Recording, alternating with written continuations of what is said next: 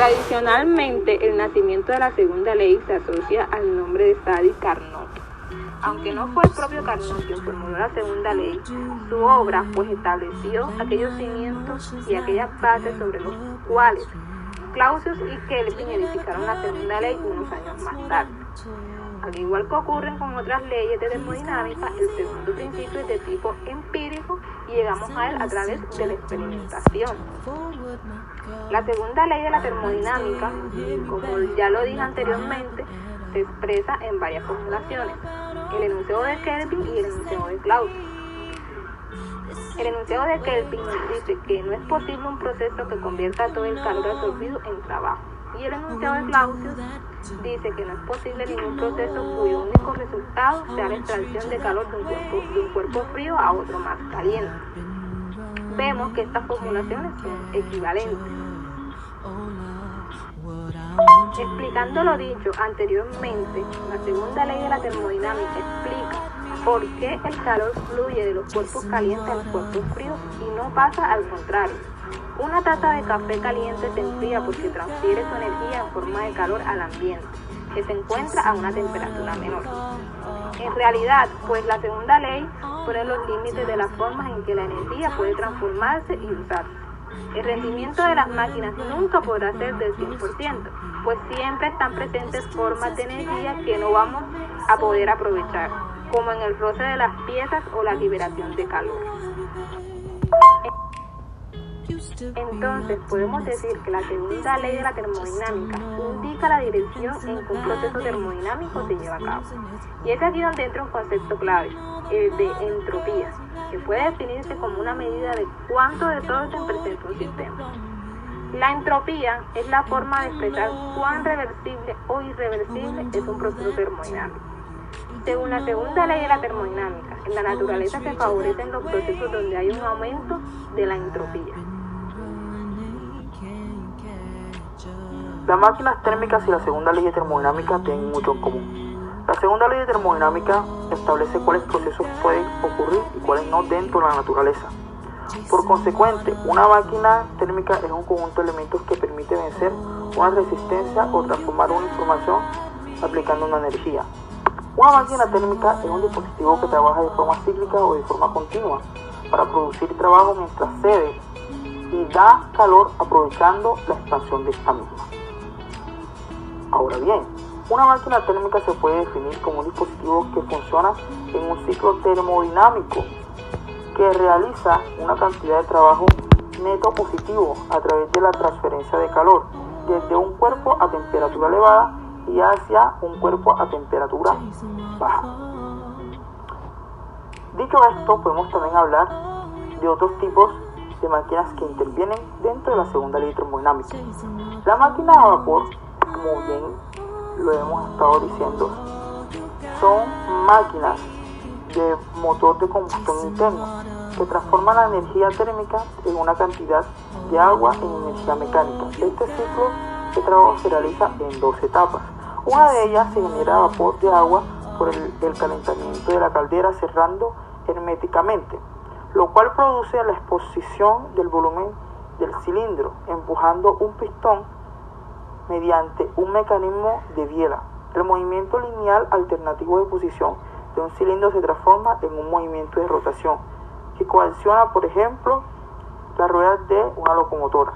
Y en la segunda fase, el vapor de la presión se controla mediante la serie de válvulas de entrada y salida que regulan la renovación de la carga, es decir, los flujos de vapor.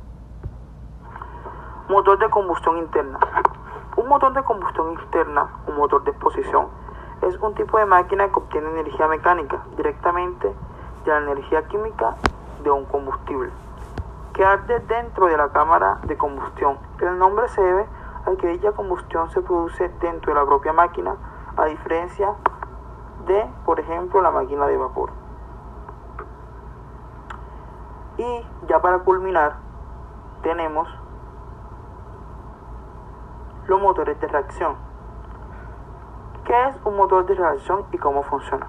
Un motor de reacción convencional se divide en 4 grandes bloques: admisión, comprensión, combustión y escape. Es la parte delantera admisión. En un gran hélice absorbe el aire y conduce tanto al interior del motor como por el exterior, fondeando el núcleo de la turbina.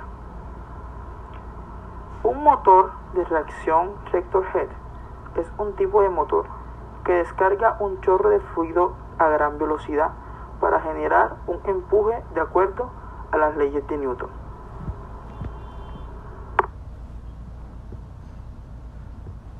Con el fin de entender la eficiencia de una máquina térmica, es necesario que primeramente ahondemos en la segunda ley de termodinámica, que establece que siempre de manera natural el calor fluye del cuerpo más caliente al más frío y no al revés. Para entender este concepto, a manera de ejemplo, supongamos que tenemos una taza de café a 60 grados Celsius en un cuarto cerrado. ¿Qué va a pasar dentro de este proceso?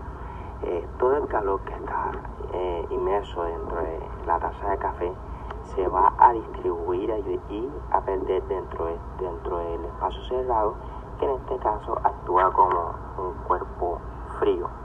A este proceso le conocemos como procesos irreversibles, ya que de la misma forma no podemos obtener que ese calor que se ha perdido regrese nuevamente a la taza de café.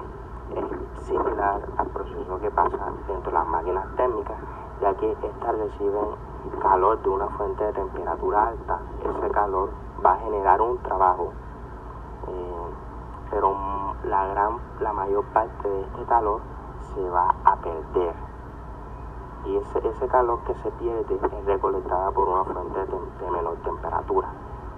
Ahora, supongamos que lo anterior dicho no pasa y todo el calor que genera la fuente de temperatura alta es convertido en trabajo.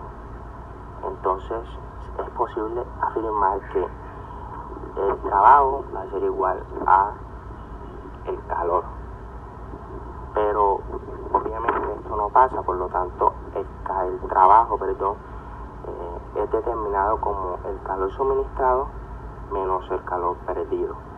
Ahora, con el fin de aprovechar mejor el calor, se determina la eficiencia, que esta la podemos determinar a través de el trabajo realizado entre el calor absorbido por la máquina. Es importante resaltar que, partiendo de lo anteriormente dicho, es imposible que una máquina sea o tenga una eficiencia del 100%, puesto que la mayor parte del calor se pierde durante el proceso. Más bien, la eficiencia máxima que puede alcanzar una máquina es del 40%.